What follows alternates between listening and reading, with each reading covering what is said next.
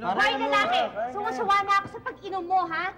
Ikaw, hihiwalayan na kita. Kasi wala ka nang ginawa kundi uminom maghapon. Kaya kukunin ko lahat ng gamit sa bahay. Ititira ko kung ano gusto mong itira.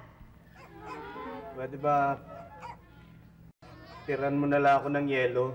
Kasi mainit na yung inumin namin eh.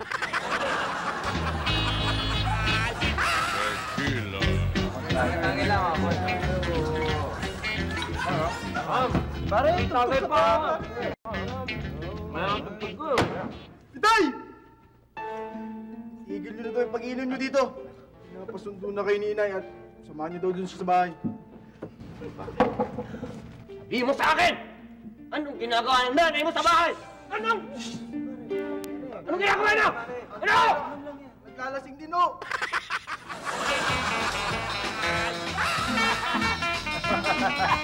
Happy birthday, pare! Happy birthday! Tayo! Hi, dear! Umuwi ka na nga doon.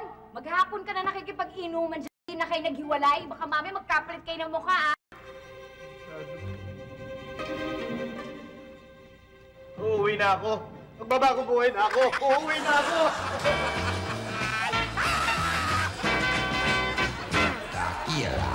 Ano ba?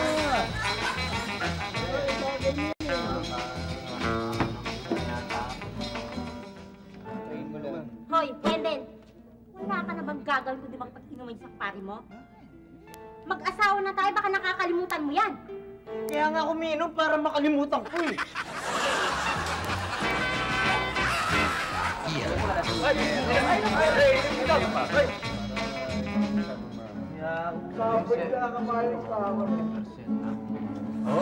Kung di Sinasabi ko na nga, be.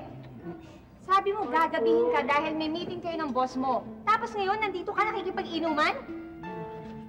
Pwede ba? Huwag mo akong pahiyain dito. Ha? Huwag pahiyain? At bakit? Sino ba yung mga lasenggong yan, ha? Boss ko yan. Nagmi-meeting kami.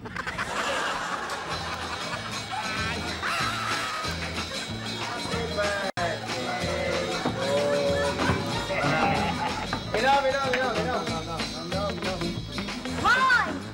Nangiya kang lalaki ka. Sinasabi ko na nga ba, nag-gusto ko na naman, nakikipag-inuman ka na naman?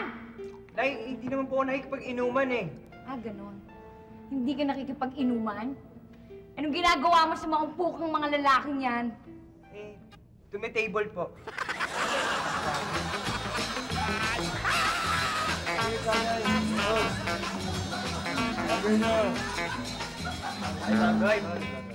Hoy, hoy, hoy!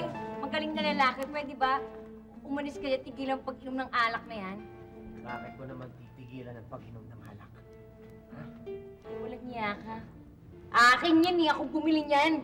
Bumili ka ng sarili mo. Pwede ba bumili ka doon? At saka dito ako nakapwesto eh. Jumingil lang ako eh.